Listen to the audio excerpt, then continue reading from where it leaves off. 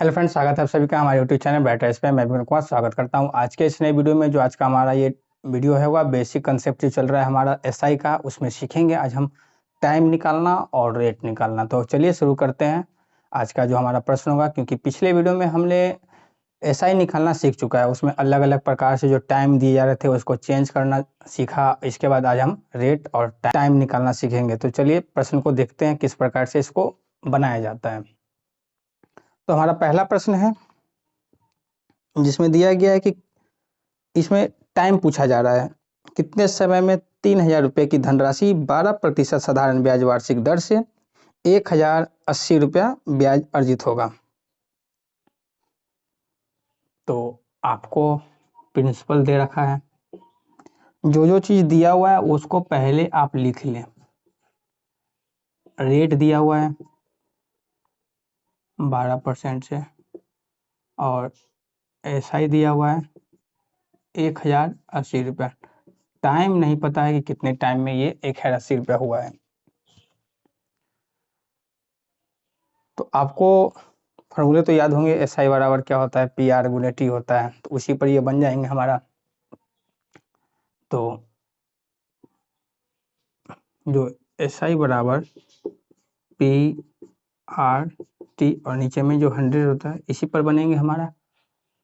तो हमारा जो पी के जगह एसआई के जगह पे हम क्या रखेंगे 1,080, और बराबर पी के जगह पे हम रखेंगे 3,000, और रेट पता है 12% और टाइम नहीं पता है तो टी रख देंगे और 100 नीचे में।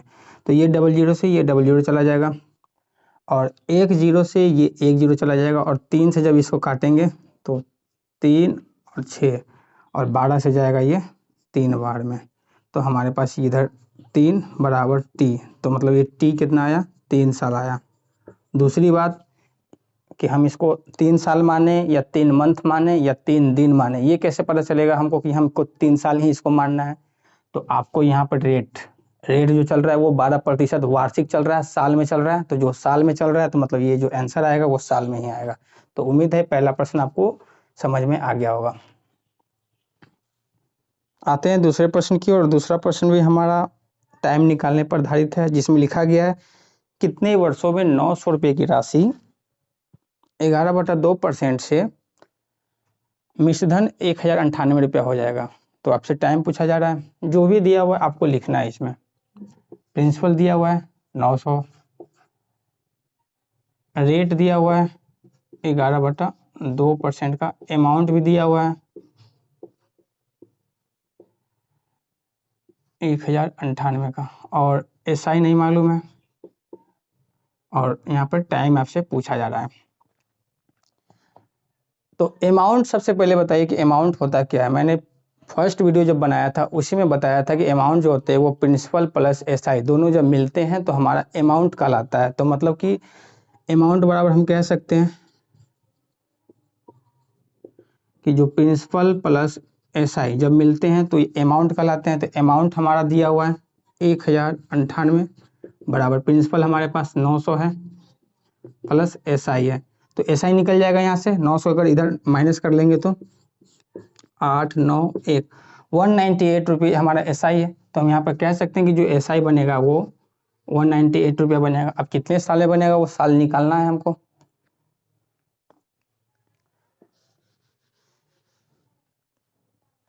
तो इसको निकालेंगे कैसे। तो हमारे पास एसआई है बराबर पी आर दिया हुआ है 11/2, और टी नहीं पता है, और नीचे में 100 से डिवाइड होता है। तो ये 00 से ये 00 जाएगा, और 9 से जाएगा ये 9 दूनी 18, 9 दूनी 18, और 11 से जाएगा ये 2 बार में। तो ये 2 इधर आएगा तो मल्टीप्लाई होगा, तो टी बराबर 4 साल। 4 साल आएगा। तो हमारा आंसर जो है वो ऑप्शन ए इसका सही आंसर है। जो 4 साल आएगा हमारा एसआई बनेगा 4 साल में हमारा 198 रुपीज़ का। तो उम्मीद है ये प्रश्न आपको समझ में आ गया होगा। हम टाइम निकालना सीख रहे हैं इसमें। आते हैं तीसरे प्रश्न की ओर। तीसरा प्रश्न भी हमारा इसमें टाइम दिया हुआ है, कितने समय में एक राशि 5% वार्षिक साधारण ब्याज की दर से 40% बढ़ जाएगी। प्रिंसिपल तो दिया ही नहीं है इस बार, और रेट दिया हुआ है 5% से, और क्या दिया हुआ है। तो यहाँ पर ध्यान से पढ़ेंगे, लिखा हुआ कितने समय में एक राशि 5% वार्षिक साधारण ब्याज की दर से 40% बढ़ जाती है। तो मतलब अगर ये 100 रुपया है, अगर ये 100 रुपया है तो ऐसा ही हमारा जो होगा वो 40 रुपया होगा। ये बोला जा रहा है कि 5% वार्षिक साधारण ब्याज की दर से 40% एसआई बन गया। तो सीधा सीधा निकल जाएगा कि एसआई जो अगर 40% बन रहा है तो हमारा प्रत्येक साल बनता है, तो 8% बनेगा सीधा सीधा। अगर 8% बनेगा तभी तो 5 साल में 40% बनेगा, क्योंकि एसआई बोल रहा है कि 40% हो जाता है। जो प्रिंसिपल है उस प्रिंसिपल का, उस राशि का 40% होता है। तो किस राशि का 40% होता है, तो ये प्रिंसिपल का ही 40% होगा। तो प्रिंसिपल का अगर 40% अगर हो रहा है तो हमको पता है ना कि 40% जो होगा वो एसआई RT% होता है। एसआई क्या होता है, RT% ही तो होता है, और दोनों मिलकर 40% बनेगा, हाँ कि ना, दोनों मिलाकर 40% बनाया जाएगा। तो हमें तो पता है ना कि R कितना है, तो R 5 है और T नहीं पता है, और ये 40% है, तो ये परसेंटेज से परसेंटेज तो चला जाएगा। तो 5 बराबर क्या हो जाएगा 8, मतलब T बराबर कितना हो जाएगा 8%, 8 साल हो जाएगा। तो ऐसे भी निकाल सकते हैं, लेकिन अगर आपको मान कर चलना है तो अगर हम इसको मान लेते हैं कि प्रिंसिपल हमारा अगर नहीं दिया हुआ तो 100% होगा। तो प्रिंसिपल अगर 100 रुपया है तो इस पर जो इंटरेस्ट बनेगा वो 40% का बनेगा, तो मतलब 40 रुपया ही बनेगा। 40 रुपया बनेगा तो कितने साल में बनेगा ये आपसे पूछा जा रहा है। तो 40 बराबर P गुना R, और T नहीं पता है, नीचे में 100 से डिवाइड, 100 से ये 100 चला जाएगा, तो ये 5 से ये 8 बार में, मतलब T बराबर 8 साल। तो इतना करने की जरूरत नहीं थी, जिस आपको सीधा सीधा पता था कि जो 40% अगर राशि बन रही है तो 40% हर साल बनेगा वो। तो हमारे पास जो रेट था वो 5% का था, तो 5% से अगर बनेगा तो 8% बनेगा। आते हैं चौथे प्रश्न की ओर, और चौथा प्रश्न हमारा है जिसमें लिखा गया कि रोहित ने 28,400 रुपये 6 वर्षों के लिए साधारण ब्याज पर जमा किए। 6 वर्ष बाद उसे 4200 रुपया प्राप्त हुआ। वार्षिक ब्याज का रेट क्या है, इस बार रेट आपसे पूछा जा रहा है। तो आपको प्रिंसिपल पता है 28,400 रुपया है, टाइम पता है 6 साल, रेट नहीं मालूम है, और ऐसा ही पता है कि 4200 रुपया बना है। तो हमारे पास जो ऐसा ही है 4200 बराबर 28,400 इंटू रेट नहीं मालूम है, टाइम पता है 6, और 100 से डिवाइड,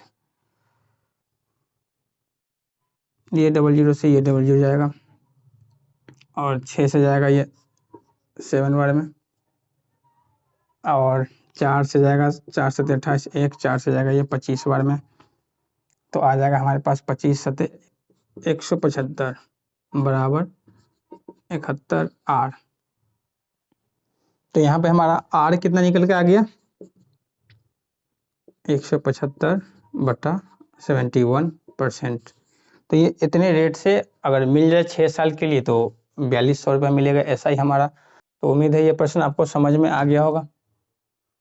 तो नेक्स्ट प्रश्न हमारा जिसमें लिखा गया कि एक मूलधन पर साधारण ब्याज उसका 25% है और ब्याज की दर वर्षों की संख्या के बराबर है। तो ब्याज की प्रतिशत रेट कितना है वो आपसे पूछा जा रहा है। तो कहने का मतलब कि जैसे कि प्रिंसिपल है, जितना प्रिंसिपल होगा, मान लीजिए 100 रुपया प्रिंसिपल है, तो उसका 25% ब्याज है, मतलब ऐसा ही कितना है 25% है, ये सॉरी 25 है, 25% है, मतलब जितना प्रिंसिपल होगा उसका 25% सिंपल इंटरेस्ट मतलब साधारण ब्याज होगा। तो अगर 100 रुपया अगर प्रिंसिपल है तो उस पर साधारण ब्याज जो ऐसा ही बनेगा वो 25 रुपया बनेगा, क्योंकि 25% है। अब बोला जा रहा है कि जो टाइम है और जो रेट है, ये दोनों जितना टाइम है उतना ही रेट है। ये आपसे बोला जा रहा है प्रश्न में कि जितना अगर टाइम दिया गया है उतना ही % का रेट है। इसमें जो भी रेट है वो वर्षों की संख्या के बराबर है। तो कहने का मतलब कि अगर ये 10% है तो ये भी 10% होगा, तो हमें नहीं मालूम है, तो यहाँ पे मान लेते हैं कि ये x% होगा, तो ये x साल होगा। आगे ना, अगर ये x% है तो ये x साल होगा, क्योंकि ब्याज की जो रेट है वो टाइम के बराबर है। तो हमने दोनों को एक मान लिया कि x% ये होगा तो x साल ये होगा। तो आपसे पूछा जा रहा है कि दोनों का टाइम रेट बताएं आप।